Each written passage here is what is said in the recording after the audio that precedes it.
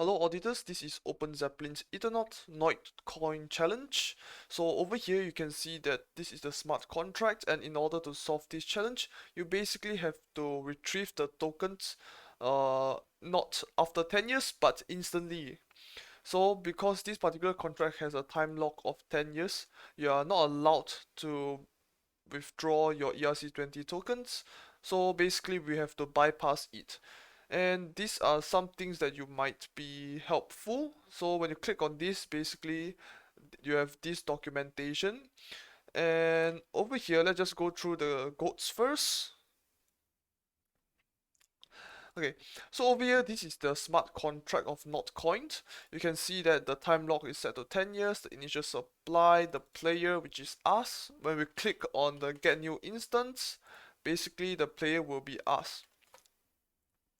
And then over here you can see that it retrieved the ERC20 contract from OpenZeppelin, and then it initiated it by minting this amount of tokens to us.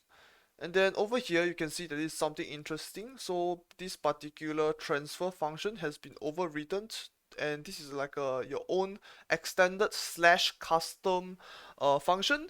So the reason why it's like a custom slash extended function is because of the modifier of lock tokens. You can see that it prevents the initial owner from transferring tokens until the time lock has passed. So basically they want you to lock your deposit for 10 years. So it's actually quite simple to bypass it. So firstly we have to understand the documentation. Over here you can see that transfer the amount of tokens to a particular address, and a transfer event will be fired. You can just ignore the event. So you can see that the only way to transfer is not only transfer but also transfer from. So you can see that transfer the amount of tokens from address from to another address, and this method is used as a withdrawal workflow, allowing contracts to transfer tokens on your behalf.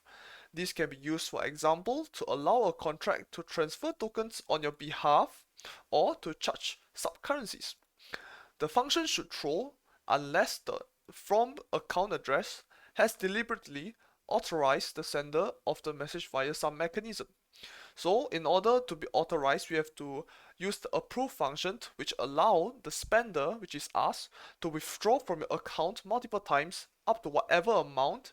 So if this function is called again, it overrides the current allowance of particular value. So this is a very simple attack vector which you guys can read it out. It's just explaining like it's like a hint for you guys to break this challenge. So let's move on. So firstly, we already know a few things. So we just have to approve, then call the transfer from to our particular address. So it's from the target address to ours, and the amount. Okay, let's pardon my writing. So over here, this is the simple code. So the person who called this and transfer to this particular smart contract, and the amount of supply, since we already have the initial supply stated here, is actually quite simple. We just pop it here. So you can see that this particular smart contract is relatively easy. We just import the contract and then we initialize it so that we are able to interact with this particular contract that is interacting with the ERC20 OpenZeppelin contract. So I'm just gonna move on to the Brownie script. Actually, let's just move it here.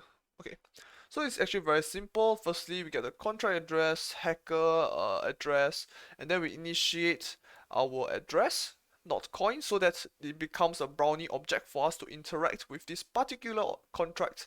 And then we can actually just start to interact with the balance, and then we can call or we can deploy the attacker contract over here. And then we have to approve this particular contract that we can withdraw a certain amount, and then over here we can then call the pawn function, which is what I've stated earlier: approve, then transfer from. And this is how you solve the challenge. So I'm just gonna run the Brownie script.